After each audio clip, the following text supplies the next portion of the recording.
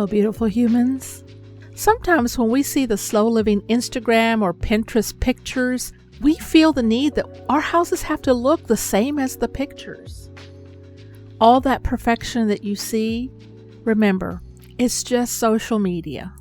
We need to understand that slow living is beyond the aesthetics. It's a lifestyle, a worldview, a mindset, and an anchor. And I can only tell you what slow living is for me and what it's not, and then let you, my beautiful humans, uncover what it is for yourself. Slow living is a multifaceted way of living that has changed me for the better. It has taken me from being busy and overwhelmed to a more calm and centered life. It has allowed me to search for my purpose and uncover ways of more closely living aligned with it. Slow living is immersing myself in nature and getting lost in the views of the countryside and mountains. It's being present enough to enjoy and engage with others in more meaningful ways than I ever have before. It's being brave enough to pull ourselves away from our inner world and into the big world, arms open to love, sadness, joy, and even fear. Slow living is breathing deeper and being mindful of our body and its needs. Some days, this means I can't do what I want to do for a long period of time, and that's okay. Living at a slower pace of life means saying no more often, putting up boundaries, and intentionally living in the moment. It's being purposeful with time, leaving enough white space on the calendar for some spontaneity. Slow living is seasonal living. We are extensions of nature. Identifying and working with seasons are an important part of our slow journey. Slow living isn't about working oneself to the bone.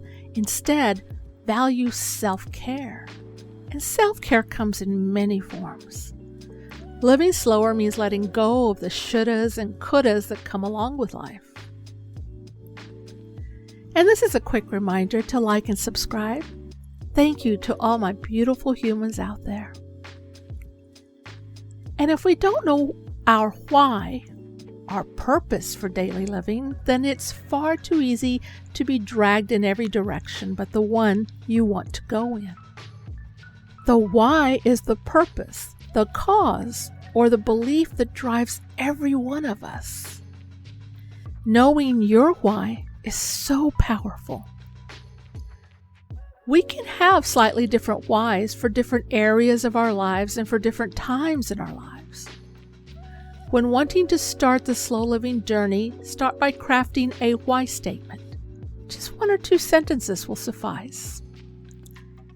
Take some time to consider what lights you up. Pair this with the time of life you are in right now. Make sure you aren't doing it just because it's a fad. And practice being present. After living for many years being very future-oriented, learning to be in the now is a crucial step in the journey to live slow. Choose your action, whether it's brushing your teeth or taking a shower or making coffee, and choose just to be in that action at that moment. Remember to practice saying no. Saying no to the wrong things liberates you to be available to say yes for the right things. I have always put value in the power of pausing. And next time you're asked to do something, stop. Take a few deep breaths. This allows you to examine whether your answer is yes or no. So you see, slow living isn't just the aesthetics we see on social media. It's an entire mindset. So enjoy the slow living journey with me. And until next time, be kind to yourself.